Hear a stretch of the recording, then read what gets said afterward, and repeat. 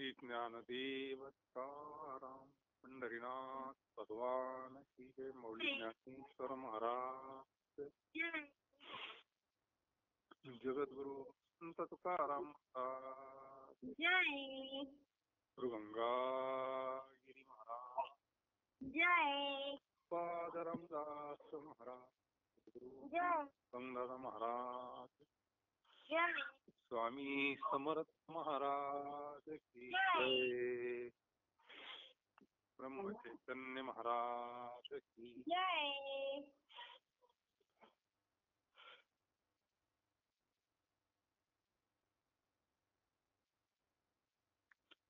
निंदी कोणी मारी वंदी कोणी पूजा करी मग हे नाही तेही नाही वेगळा दोही पासून देह भोग भोगे घडे त्याचे जोडे त्याचे बरे अवघे पावे नारायणी नार्थनी प्रयासे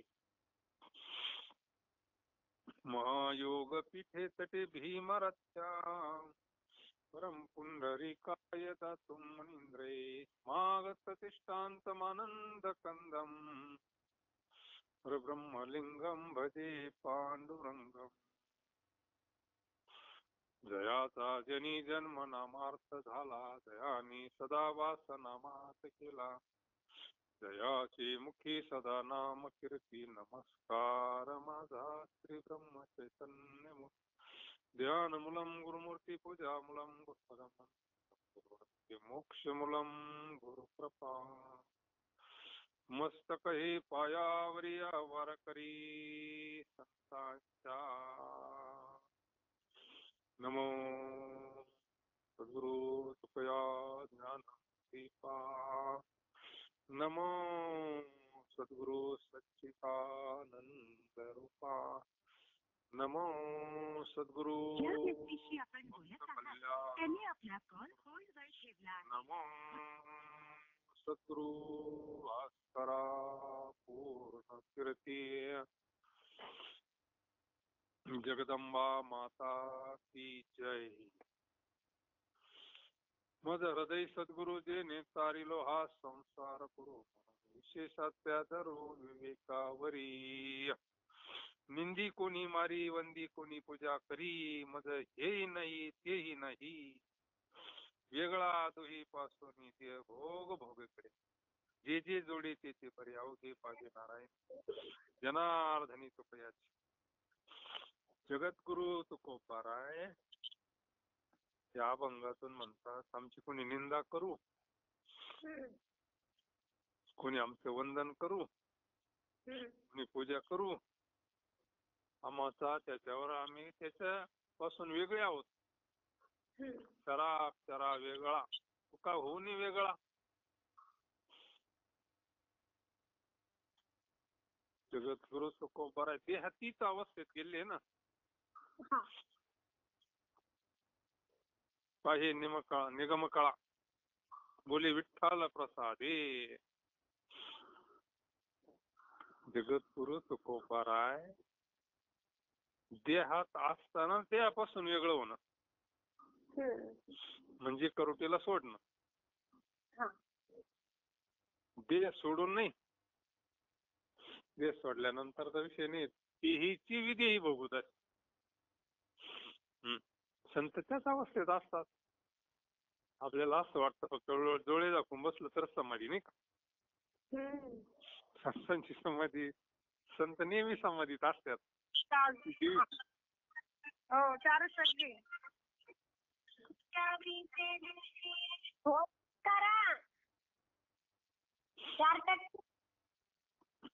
करून घ्या नाही जमलं तर सकाळी ऐका. काय गडबड मग. संत ज्या दिव्य अवस्थेत असतात त्याच्यामुळे आपल्याला असं वाटत आपल्याला तर कोणाची निंदा केली आपली तर मग आपल्याला किती त्रास होतो. आणि कोण हार घालून जर आपलं हे केलं तर मग लय बरं वाटतं ना.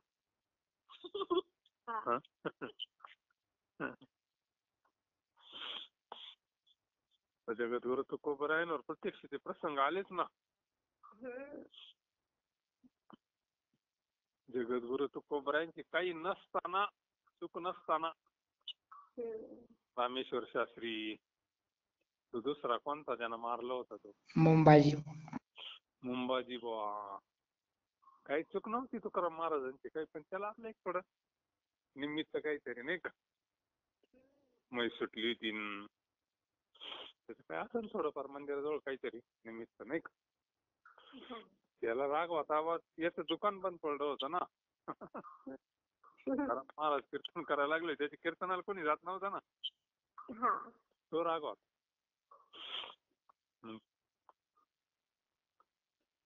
काही जर बायांना राग आला तर बाया नाही का भांड्यावर राग काढते, नाही तर मग पोरावर राग काढत्या.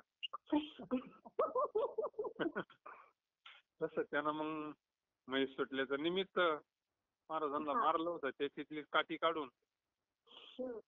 काय महाराजांनी काय सहनशीलता असन भगवान जाणे. उलट संध्याकाळी कीर्तनाच्या टायमाला म्हणे मुंबाजी आला नाही आज. अंतकरणात कुठं काय आहे? लहान पोरं नाही का भांडाते आणि पुन्हा गोडे होत्यात. शुद्ध आहे ना, गाठ नाही आपल्या अंतकरणात, गाठ तयार होती लगेच. एखादा शब्द जर कोणी बोललं तर अंतकरणाला लागलं म्हणजे गाठ तयार झाली. ती गाठ काय सुटत नाही मग. किती दिवस ध्यानात राहत मग, फार 20 वर्षाने एखाद्याने शिवी दिला असते तरी ध्यानात राहते नाही. अभंग कुठे ध्यानात राहत. ज्ञानेश्वरीची ओळी अशी राहते का त्या.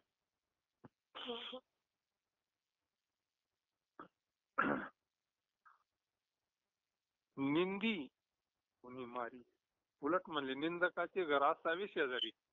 आपली निंदा करतो ना, आपलं शुद्ध होतं आणि सगळं पाप त्याच्याकडे जात. ज्ञानेश्वर महाराज म्हणतात ना, पाप सगळे निंदकाकडे जातात. जो निंदा करतो ना, ते नाही का, एक साधू चालला होता असा, जेवायला बोलावला. दुपारची वेळ होती आणि मग असं त्या शेजारच्या बाईनं खीर आणून दिली.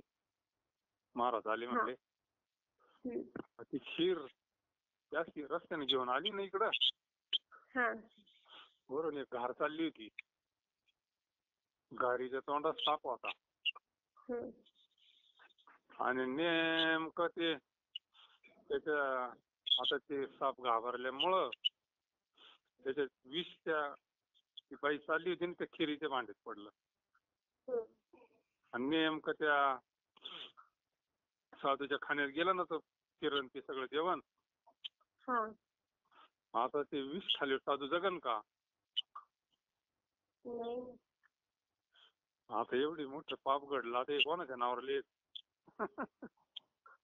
हा, आता त्या बाईचा काय दोष आहे त्याच्यात? आता हे पाप लिहायचं कोणाच्या नावावर? घारीच्या नावावर लिहायचं का त्या सापाच्या नावावर लिहायचं? पाप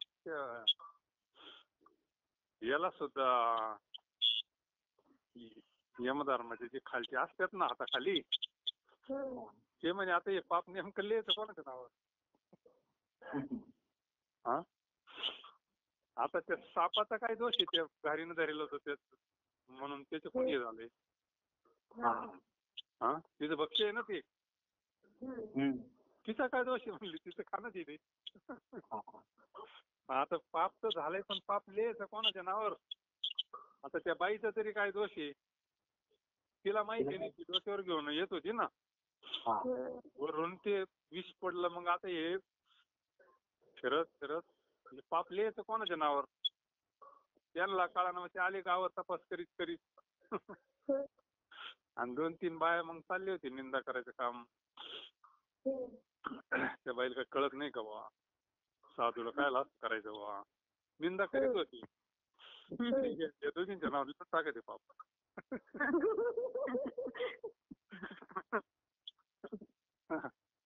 निंदा कशी असते, निंदा करून कोणाची, त्यांना कोणी सापडणच नाही कोणाचं नाव लिहायचं म्हणजे यांच्या नाव. सगळे पाप निंदकाकडे जातात. त्याला वाटण ना आपल्याला लई पाप व्हावा, त्यांना निंदा करावी नाही का, त्यातली त्या साधू संतांची करावं, मग तर काही विचारायचं नाही मापाला. निंदी कोणी मारी, वंदी कोणी पूजा करी. एखाद्याना मोठे हार तुरे ताल श्रीफळ दक्षिणा काय पूजे घालू संताशी आसनी, पूजा करू काया वाचा म्हणे, एका जनार्दनी दानी इच्छिले ते पुरवी, सांडी मांडी परते टाकी, वासुदेव नाम घोकी, मोक्ष येईल सुखी नाम स्मरता धरे. तरी सुद्धा आम्हाला त्याचं काही वाटत नाही म्हणले. ही जी पूजा केली ही देवाची केली, आपली नाही केली. जगद्गुरु तुकोबाराय काय म्हणता, नो हे दास खरा परी हा झाला असे टांगोरा, याची काय करू आता तो हे सकळ जाणता. तर हे सगळं पांडुरंगात पूजा केली, आपल्याला त्याचं काहीच नाही. सुख दुःख समान, ज्ञानाचा उद्बोध. ही स्थिती कधी प्राप्त होईल?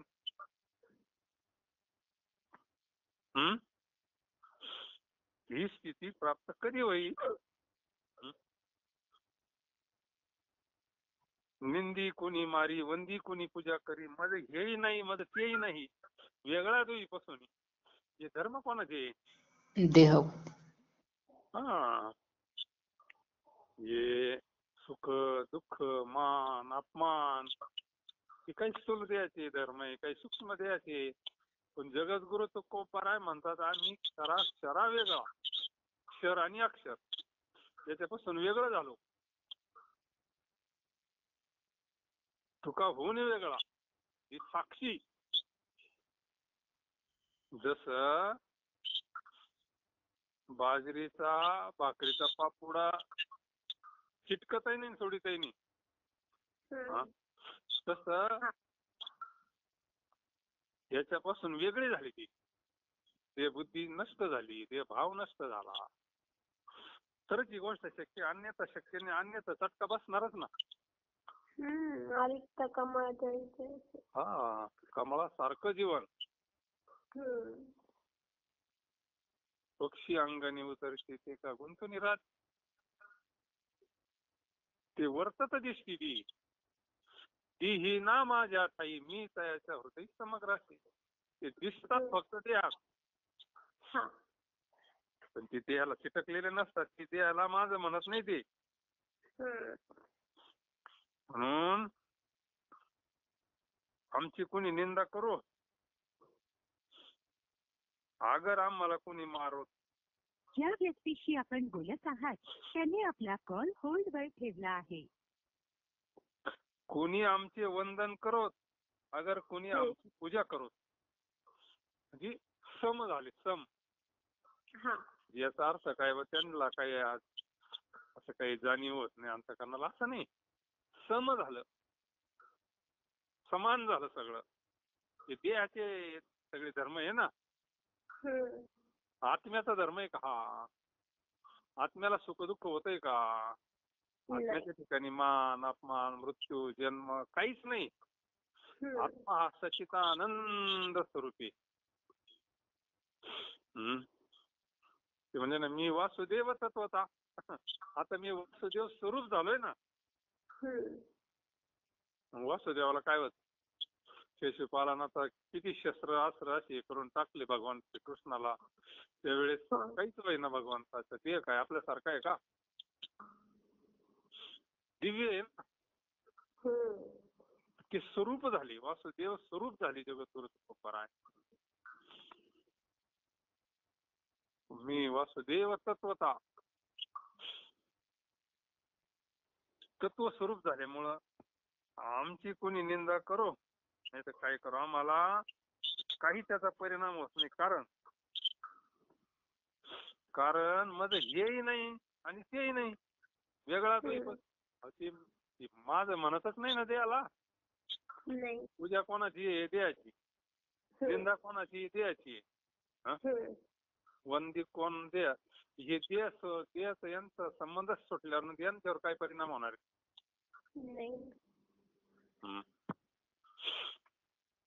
नारळ असत, नारळ जे नारळांना पूर्ण करोटीला सोडलं, एकदम असं वरून हलवलं तरी गुडगुड वाजत आहे असं.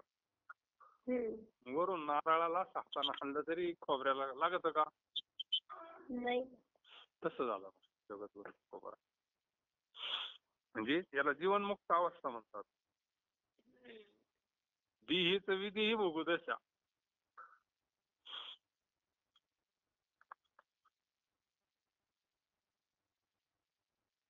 आहे ना महाराजांचं, पिकली शेंदे कडूपणी गेले तै श्यामा केले पाठून, काम क्रोध लोभ निमाले ठाईच अवघी आनंदाची सृष्टी झाली. आठव नाठव गेला भावा भाव, झाला स्वयमेव. पण तिथे भाव अभाव अज्ञान ज्ञान काहीच नाही राहिलं, झाला स्वयमेव पांडुरंग. पांडुरंग स्वरूप झाल्यावर तिथे काय होणार आहे? त्या स्वरूपाला काहीच नसतं. आपल्याला काय एवढा त्रास होतो? आपण चिटकलेलो आहे त्याला, ते बुद्धीवर आहोत ना आपण.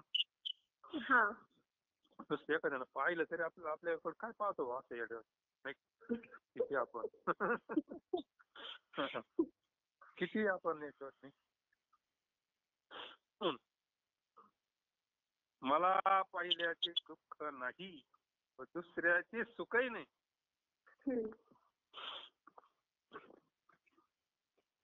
या दुहीहून मी वेगळा आहे. वेगळे निघा संसार बघा. वेगळे निघा म्हणजे या सामान्य संसारातून वेगळं निघणं नाही.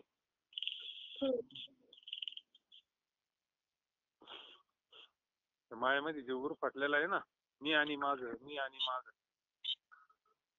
मी आणि अहम ममतेच्या लवडी, माते न पावती बापुडी, म्हणून जन्म मरणाची दुथडी डोळत केली.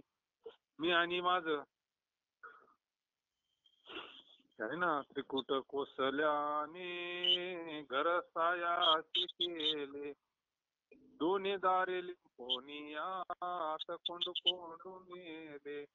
सावध होई बापा काळ लागला मापा. दोन्ही दार म्हणजे मी आणि माझं, मी आणि माझं, अहम मम अहम मम. आणि जगद्गुरु तुकोबाराय म्हणतात, आम्हाला पहिल्याचंही दुःख नाही, दुसऱ्याचंही सुखही नाही. आम्हाला कोणाचं सुईर सुद्धा काही नाही, काहीच नाही, नाही का? या दुई पासून वेगळा झालो ना मी.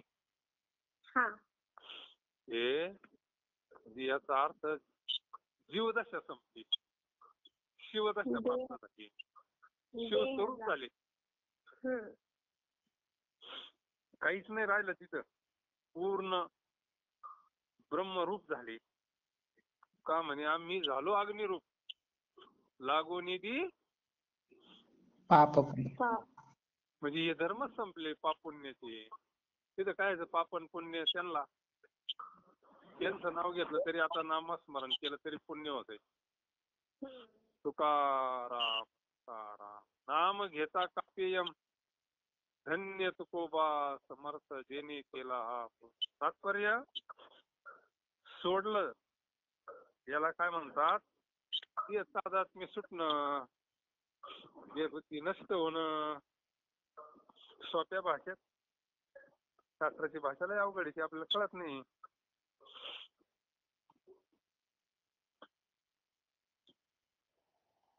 आणि मग महाराज म्हणतात, देह भोग भोगे घडे, जे जे जोडे ते ते बरे. जे जे म्हणून सुख दुःखाची भोग होतात ते सारे देह प्रारब्धाने देहालाच होतात. म्हणून ज्या वेळेला जे भोग होतात ते आम्हाला बरेच आहेत. काय प्रारब्ध हे मानावंच लागतं, नाही का? जे लोक काही शास्त्र काही मानत नाही प्रारब्ध, पण मानावंच लागतं, नाही का? आता एकाच आईच्या उदरातले दोन मुलं, एखादा भलता श्रीमंत होतो आणि एखादा गरीब होतो. असं का होतं?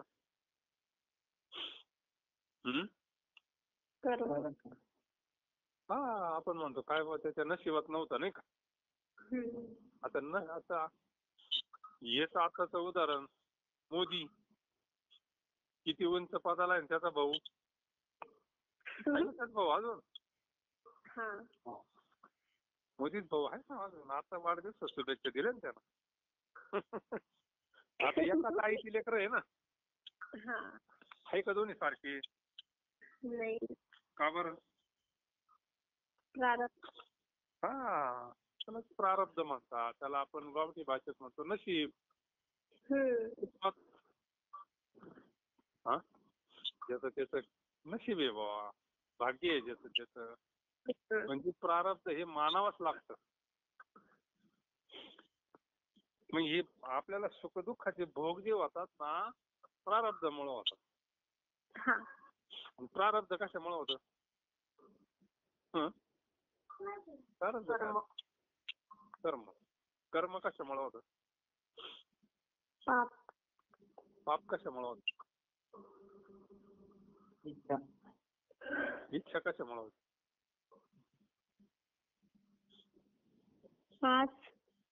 हा, आशा. आशा कशामुळे निर्माण होते?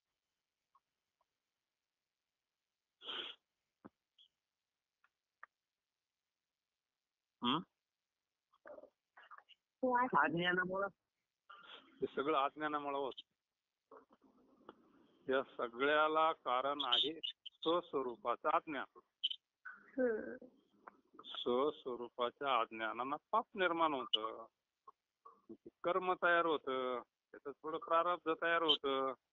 आणि मग जसं आसन कसं अनुकूल प्रारब्ध असलं तर मग एखाद्या राजाच्या घरात जन्माला येतो. मंत्र्याच्या घरात जन्माला आल्यावर त्याला कामाला जायची गरज आहे का? आणि जर प्रारब्ध प्रतिकूल असन तर मग तो अशा ठिकाणी जन्माला येतो तर त्याची लहानपणापासूनच खायची पंचायत. लहानपणीच मासे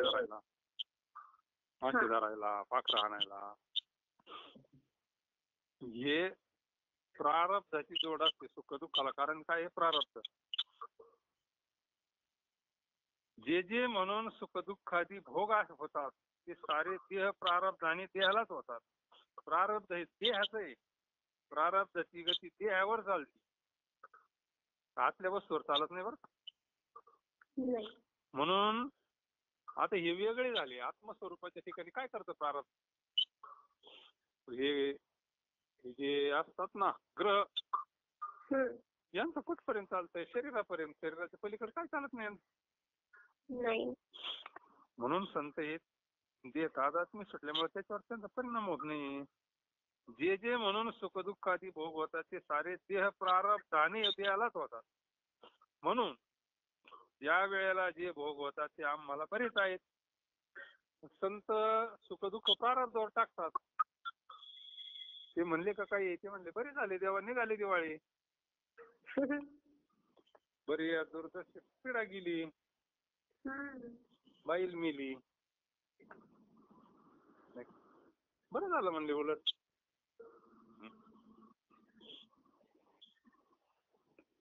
म्हणजे तक्रार नाही. परमात्मा म्हणजे तक्रार कुठे येते? त्यांच्यावरती जगद्गुरु तुकोबरायांची.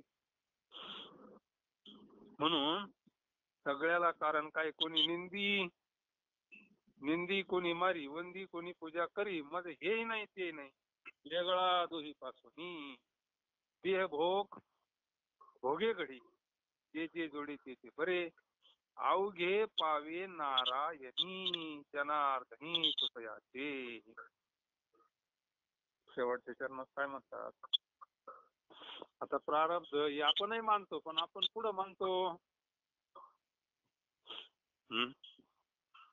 आमच्या कुठं नशिबात वारी बाबा, आणि इकडं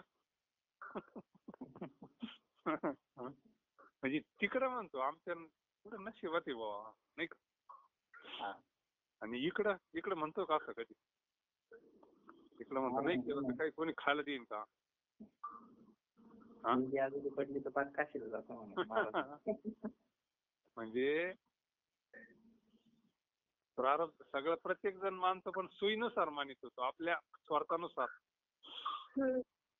तसं नाही. ते संत हे सगळं का म्हणे घालू तयावरी भारवावा संसार देवा. ते प्रारब्धानुसार चालणार आहे.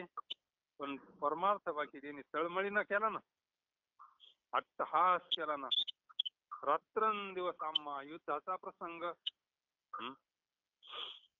शेवटच्या चरणात महाराज म्हणतात, तुकाराम महाराज म्हणतात, कारण ते आम्हाला प्राप्त न होता आमचा स्वामी जो जनार्दन त्याच्याकडे जातात. काय हे सगळं जगद्गुरु तुकाराम महाराज, कारण ते आम्हाला प्राप्त न होता काय, म्हणजे परत त्या अभंगाचा विचार करावा लागत. हे जे आहे ना सगळं, कोणी कोणी निंदी, कोणी मारी वंदी, कोणी पूजा करी, हे आमचा त्याचा काही संबंध नाही राहिला आता. ते सगळं कोणाला, देवाला प्राप्त होत. ती पूजा केली तरी देवाला, निंदा केली तरी देवाला, कारण आता हे देवापासून वेगळे राहिले का मग? बरोबर आहे का नाही? जगद्गुरु तुकोबारांना काय म्हणायचंय की काय जे प्राप्त होत असतं ना आमच्या जीवनात, ते आम्हाला नाही प्राप्त होत. त्या नाही का एकदा ब्राह्मणांना चोखोबा महाराजांना मुस्कडीत मारली होती. एका शास्त्री पंडितांना चोखोबा महाराजांच्या पंढरपुरामध्ये मुस्कडीत मारली होती ना काहीतरी. त्यावेळेस आता येईल कर्मठ होते, यंदा तर मंदिरात येऊन देत नव्हते ना. त्याचे नियम त्या काळात सगळं हे ते झालं होतं. चरित्रात आहे त्यांच्या. पांडुरंग जेवतो आमच्या संघ असतात तसं. तुमच्या संघ पुढे पांडुरंग जेवत असतो का? त्या पांडुरंगाचं किती आहे म्हणले, त्याचे किती सोहळा नावळा नामकन नियम, तुम्ही काय म्हणले? त्याने मुस्कडीत मारली होती ना. चोखोबा महाराजांच्या मुस्कडात मारली. आणि ज्यावेळेस मग तो शास्त्री पंडित मध्ये गेला, पूजा वगैरे चालू झाली, तर पांडुरंगाचं भलं एका बाजून असं तोंड सुजलं होतं. त्यांना कळालं ना बड झालं, पांडुरंगाचं कसं काय सुजलं बा तोंड? पांडुरंगाला कोणा मारलं? पांडुरंगाला कोणा मारलं? मग सगळी चर्चा झाली. काय झालं, कोणा एखाद्या वैष्णवाचा कोणाकडून अपराध झाला का? तो म्हणले हा मी ते चोखोबाच्या मुस्कडीत मारली म्हणले. अरे म्हणले जाय आता माफी मागावं लागेल म्हणले, तसं ती जमायचं नाही म्हणले. तो गेला, त्याची माफी मागितली, तेव्हा पांडुरंगाच्या गालावर सुजलं, ते वसरलं. म्हणजे चोखोबा महाराज पांडुरंग स्वरूप झाले की नाही मग?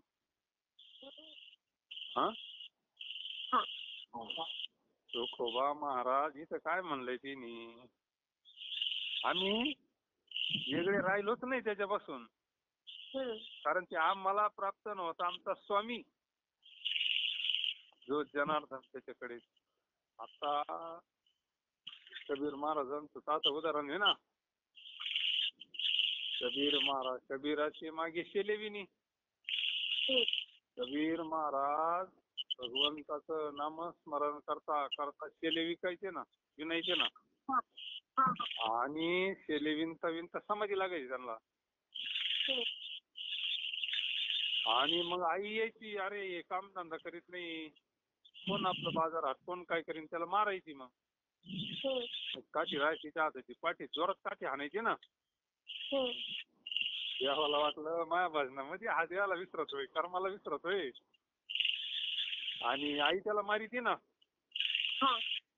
स्वतः भगवान परमात्मा याचे प्रभू रामांचं माग स्वतः करायची केली नाही. कबीराचे मागे शेलेविनी. मग आता भगवंताना विणलेला शेला कसा असत? जगाच्या मालकाचा जर शेला स्पर्श झाला तो शेला कसा असत?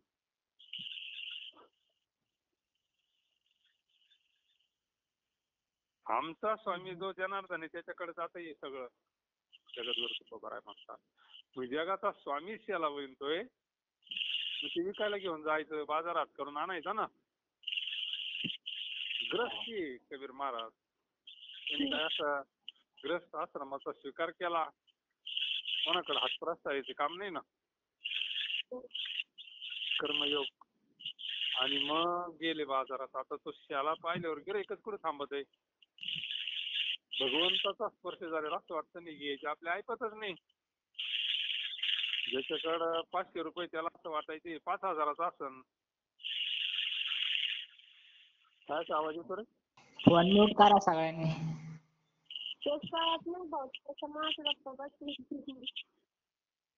कोणी हेडफोन लावला असेल तर हेडफोन काढून ठेवा. लयच कर्कश आवाज येतोय ना.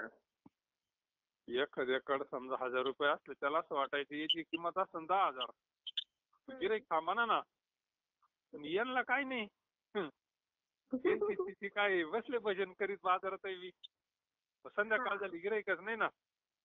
शेजारी पाजारी दुकानदार म्हणे आता आम्ही घरी चालू तू बसतो का इथंच मग तिने ते गुंडळलं. अरे श्रीराम जय राम जय जय राम श्रीराम जय राम सारखं नामस्मरण रामाचं. राम भक्त होते ना राम भगत. आणि मग पण आता आई मारीन ना बाजार नाही नेला म्हणल्यावर त्याला विकला नाही. भगवंतानं ठरवली याची परीक्षा पाहू आपण जरा. एक असा रस्त्यात भिकारी पडलेला होता. अंगावर थंडीचे दिवस कुडकुडत होता. अंगावर काहीच नाही. तिथून चालले होते माग अंगावर कपडे घेऊन बाजारात विकले नाही. आणि मग ए म्हणले कबीर अरे तुला दानशूर आहे म्हणले. राम भक्त आहे म्हणले. तुला सगळ्यात रामरूप दिसतंय म्हणले. मला थंडी वाजते काहीतरी दे म्हणले. भला मोठा त्याला तो फाडला आणि अर्धा देऊन टाकला. तू म्हणे आता तो कल्याण होईल. तो काय म्हणे कल्याण होईल म्हणजे आता आई घरी गेल्यावर कल्याणच होईल म्हणे. तो अर्धा त्याला घेऊन पुढे चालला. आता भगवंतानं परीक्षा तरी किती पावा. पुन्हा एका म्हातारीचं रूप धरलं. म्हातारी अशी कुडकुड कुडकुड कर काठी टेकीत आली. कबीर म्हणले अरे काही अंगावर असलं घ्यायला ते तरी म्हणले घेऊन टाक म्हणले अर्धा होताच ना. भला मोठा त्याला त्याचे 2 मोठे शेले झाले तिला म्हातारीला. आणि मग आता मोकळे झाले. आता घरी कसं जायचं बाजाराने त्याला बस का आडुश्याला भजन करीत गेली ती म्हातारी कबीर महाराजांच्या आईकड. म्हणजे कबीर कुठे म्हणजे तो बाजारला गेला. आता येईनच बाजार घेऊन. कायचा बाजार आणि कायचा हाट म्हणले. त्या तिथं बसलाय तो भजन करतो म्हणले. त्याला चांगला हान म्हणले. ते म्हातारीने काठी दिली तिला. त्याला काय प्रपंचाचं कळाना. मुलं बाळ घरी उपाशी मारायच्या काही बाजारून आणावं त्याला काही कळत नाही म्हणले. आता ते किती परीक्षा पावा बघतायची देवाना. काठी दिली आईकड. आईला बी काठी घेतली. आली करे म्हणले अरे बाजार कुठे. आई बाजार नाही आणला म्हणले. मग शेला कुठे. शेला नाही आता काय सांगा. जेव्हा हाणायला लागली ना त्याच्या पाठी दोन्ही हाताना ती म्हातारी ज्याला शेला गेला होता ना त्याच्या अंगावर वस्त्र नव्हतं काय नव्हतं. करे सोंग तो मोठ्यानं आरडायचा आई मारू नको म्हणे मला. आणि मेले म्हणले मी माझ्या पोराला आणते तुला कळ त्याच्या पाठीवर वळ उठे. आई हाणायची कबीर महाराजांना. याला कुठे बाजार कुठे याला मारलं वळ त्याच्या अंगावर उठायचे. तो मोठ्यानं आरडायचा आई मारू नको रे म्हणले. मला काय झालं आरडायला. मग त्याला वाटलं आता आईला दर्शन द्यावा आणि कबीर महाराजांना दर्शन द्यावा. मग भगवान परमात्म्याना चतुर्भुज रूपामध्ये दर्शन दिलं. आता काठी लागती कबीर महाराजांना वळ उठा त्या भगवंताला. आता वेगळी कधी नाही ना. काया वाचे म्हणे झाला विष्णुवास काम क्रोध कया बांधितना. विश्वास तो करी स्वामीवरी सत्ता सकळ भोगिता होते. तुका म्हणे चित्त करारे निर्मळ येऊन गोपाळ राहील.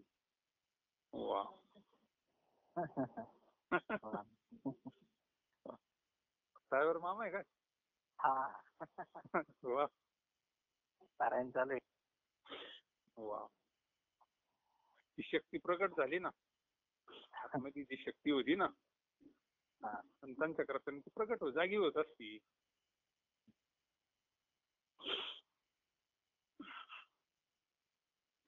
तुकाराम महाराज म्हणतात कारण ते आम्हाला प्राप्त नव्हतं. आमचा स्वामी जो जनार्दन त्याच्याकडे जातं म्हणले सगळं.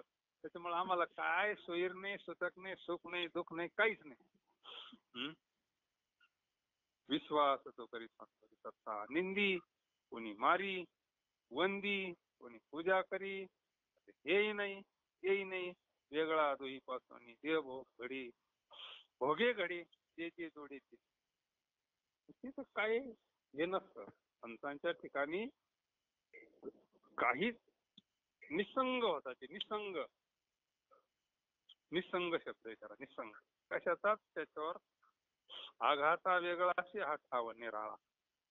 तुका म्हणे स्थळ धरून राहिलो अचळ, उंच देवाचे चरण तिथे झाले अधिष्ठान. आघाता वेगळा, तिथं काही आघात आहे का? नाही. अरे जन्म मृत्यूचा आघात नाही, तर याचं सामान्य आघात आहे ना. हा, यंदा कोणी वंदा हे तर काही कायमचं कोणी करत नाही, तेवढ्या पुरतं असतं ना. पूजा कायम कोणी करीत नाही, निंदा कोणी करत नाही. प्रसंग फक्त एक परीक्षा आहे ती, नाही का?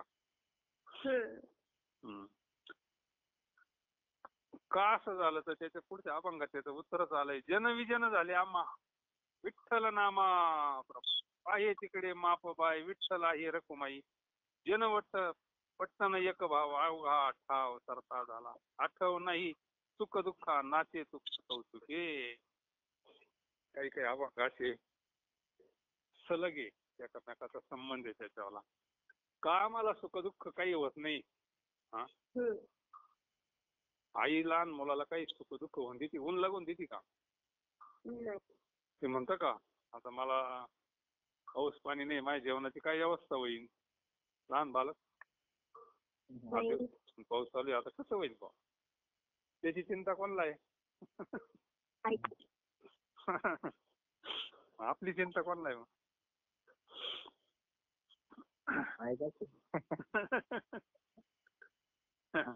त्याचं कारण जन विजन झाले आम्हा विठ्ठल नामा. जन आगर जन रै सर्व आम्हाला विठ्ठल नामाप्रमाणे झाले आहेत ना. त्याचा अर्थ साक्षात्कार झाला, सगळ्यामध्ये विठ्ठल भरलाय. विठ्ठल भरला म्हणजे काय झालं, आहेच प्रतीतीला आला आता ते. विठ्ठल विस्तारला आता कुठं विठ्ठल? त्रिभुवनात. हा, पाताळे भरून, पाताळे भरून ती त्रिभुवनी विठ्ठल. विठ्ठल मुनी मानसी, असं का म्हणलं मग?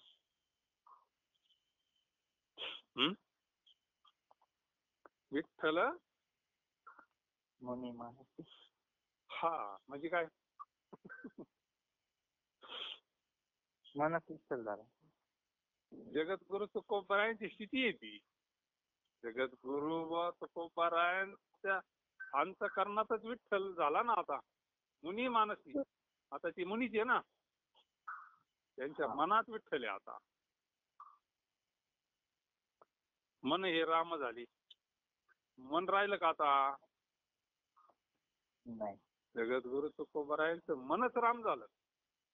मन शिल्लक राहिलंच नाही ना आता. मग संकल्प विकल्प काय करीन ते? जन विजन झाले आम्हा. काय पाहिजे आणि कधी घडतं? शुद्ध झाल्याशिवाय घडत नाही बा.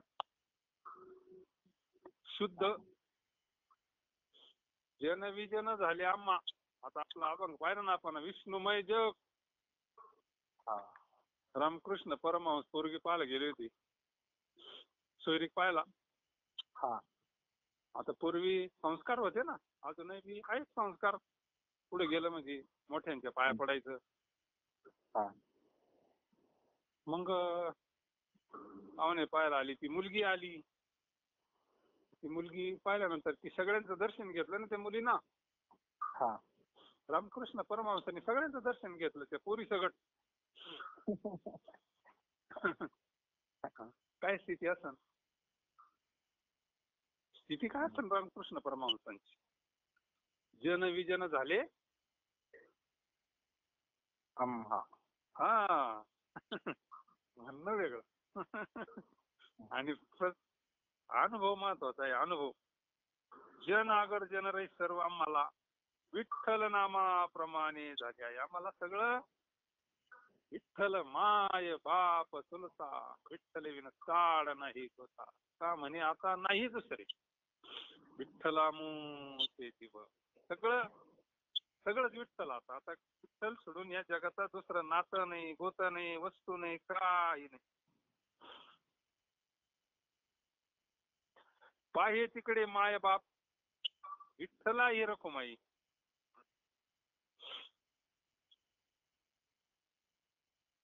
आता काय, आता काही वेगळं राहिलं की जिकडे पाहतो तिकडे विठ्ठल बाप रखुमाबाई आई भरलेली आहे अशी दिसते. देवाशी नातं जोडावा, कोणतं जोडावा? देवाशी नातं सगळ्या संतांनी जोडलं ना. कृष्ण माझी माता, कृष्ण माझा पिता, बहीण, बंधू, चुलता. मीराबाईनं नातं जोडलं, हनुमंतरायनं नातं जोडलं. कोणतं नातं जोडलं ना? देवाशी भक्तीचं नातं जोडलं पाहिजे. जगद्गुरु तुकोबरायांनी नातं, हे नातं जरा सोपं आहे, चांगलं आहे नाही का? पाहे तिकडे माय बाप, विठ्ठल आहे रखुमाई. किती सोपं आहे. लई अवघडात पडण्यापेक्षा, लई ब्रह्म पाहत बसण्यापेक्षा, लई अवघड तत्वज्ञान, लई वेदांतापेक्षा हे सोपं आहे ना जरा. ज्याला सर्वत्र देव पाहायचा, त्याला कशाच्या रूपात पाहायचा? सगळ्यामध्ये पांडुरंगच भरलाय. पुंडलिकानं तरी काय पाहिलं आई वडिलांमध्ये? त्याचं नाव निघत आहे. आई वडिलांना पांडुरंग स्वरूप म्हणूनच केली ना सेवा. आणि तो कावडीत घेऊन चालला होता, काय नाव त्याचं, श्रावण बाळ. त्यानं सेवा केली, पांडुरंग स्वरूप म्हणूनच केली ना. म्हणजे इकडे पाहे तिकडे माय बाप, आत्मस्वरूपाना बर का. आत्मस्वरूपाना सगळ्यात प्रत्येकाच्या हृदयात विठ्ठलच आहे ना. कशावरून?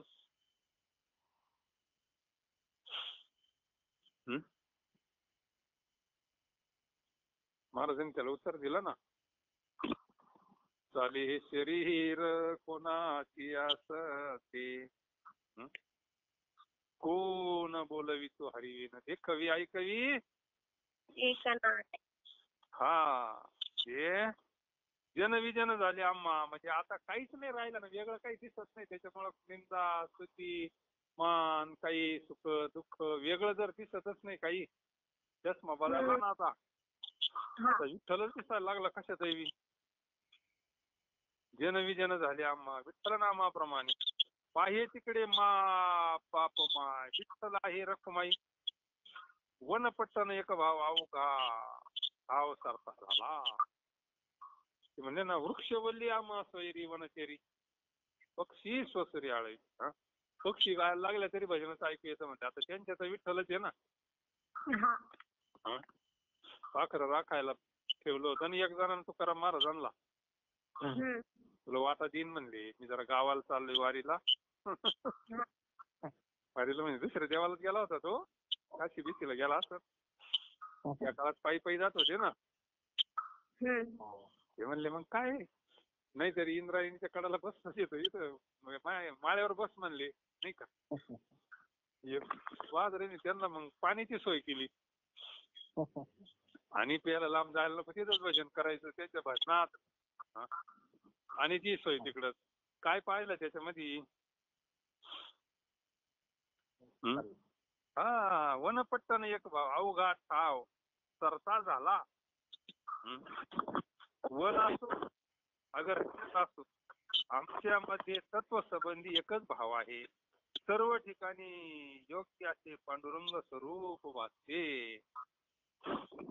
जगद्गुरु तुकोबरायांनी प्राप्ती करून घेतली. देवाची प्राप्ती करणं म्हणजे तरी काय आहे? सगळ्यात मोठी स्थिती हीच आहे ना. ऐसा ज्याचा अनुभव कैसा, विश्वदेव सत्य. मग देवतायाजवळ असे काय अभंग आहे, काय सूत्र एकमेकाला मिळतंय नाही का. पापनाशी दर्शने तात्पर्य वन असो अगर शहर असो आमच्यामध्ये त्याचा पण एकच भाव आहे. सर्व ठिकाणी योग्य असे पांडुरंग स्वरूप असते. तुकाराम महाराज म्हणतात आठव नाही सुख दुःख. आता सुख दुःख आहे का? मग सुख दुःख समान बर का. मग ज्ञानाचा उद्बोध येतो, परिपाक येतो ज्ञानाचा. ज्ञानाचा उद्बोध भक्ती प्रेमाचा कल. मग ती प्रेमरूपी भक्ती प्राप्त होत असती परिपाक झाल्यावर. टिकत ते मग धन्य देगी तोची एक हरी राम कृष्ण वासुदेव सदा.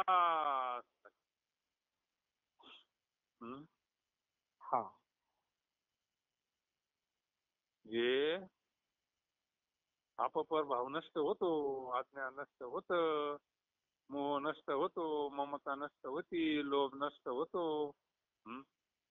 जाणीव शहाणीव हे सांडून या दूरी. आता जाणीवही नाही शहाणीवही नाही राहिली. आपण वस्ती करवर्त तसे संसारी. धन्य जगी तोची एक हरिरंगी नाचे.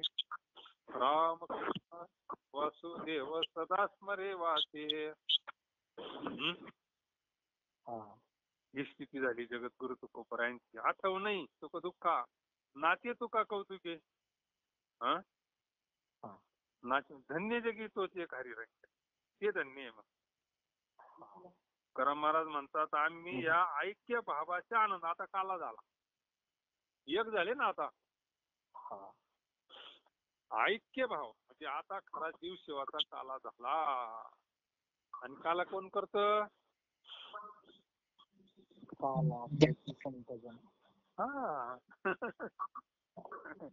तसं कालाच होत नाही. काला नाही होत, कालवा होतो बर का. तुकाराम महाराज म्हणतात आम्ही या ऐक्य भावाच्या आनंदात. तो आनंद कोणता आहे? ब्रह्मानंदी लागली टाळीन कोण द्या ते सांभाळी. आता काय देह भाव राहिला का? आता देहाचा संबंध संपला ना. संबंध संपला म्हणजे देह भूती नसतो जाईल. संबंध संपला म्हणजे त्याला जेवायला लागल. ते धर्म कोणाचे?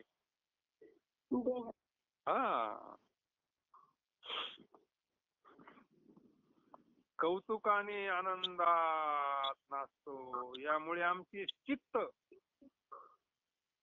सुख दुःखाच्या अनुभवाला विसरले. पहा चित्त कसं झालं आता. हे सगळे सुख दुःख चित्त म्हणजे सूक्ष्म देहाचे धर्म आहे बर का. अंतःकरणाचे धर्म आहे. सुख दुःख कोणला होतं? अंतःकरण मनाला होतं ना, चित्ताला. पण आमचं चित्त त्याच्या पलीकडे गेले. आता आम्ही सूक्ष्म देह सोडला, स्थूल देह सोडला. आता आम्ही पूर्ण देह तादात्म्य सुटला आणि ब्रह्मरूप झालो. देहात असताना शिवस्वरूप झालो, भगवंताशी एकरूप झालो. आता पडल्यावर मुक्ती नाही, देहात असतानाच मुक्त.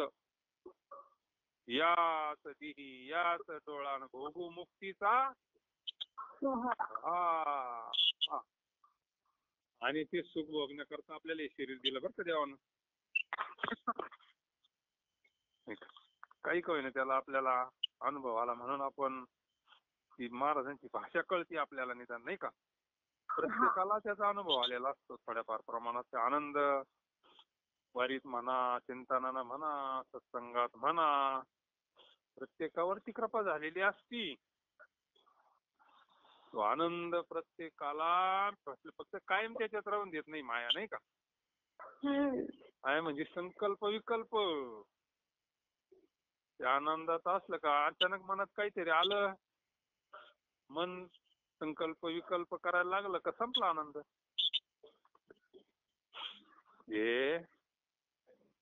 ते म्हणले हे चित्त सुख दुःखाच्या अनुभवाला विसरलं, याची कुळ माझे गेले विसरून.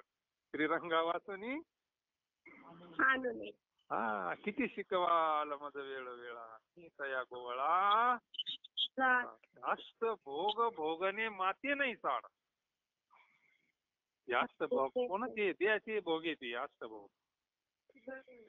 भक्ती प्रेम गोड दीन के पाडे, पाप रखुमा जीवीवरू जीवीचा जिव्हाळा. काही केल्या वेगळा. अरे आम्ही ऐक्य भावाच्या आनंदात आहे आता. काही केल्या वेगळा हे किती शिकवाल मज वेळ वेळा मी तया गोळा. रातलिया काय स्थिती जनविजन झाले आम्हा विठ्ठल नामा. पाहे तिकडे बाप माय विठ्ठल आहे रखुमाई. वनपट्टन एक भाव अवघा खाव सरता झाला. आठवणही सुख दुःखा नाचे तुका कौतुके. पाहे तिकडे बाप माय विठ्ठल आहे रखुमाई. पुंडलिका वरद हरी विठ्ठल श्री ज्ञानदेव तुकाराम पंढरीनाथ भगवान की जय.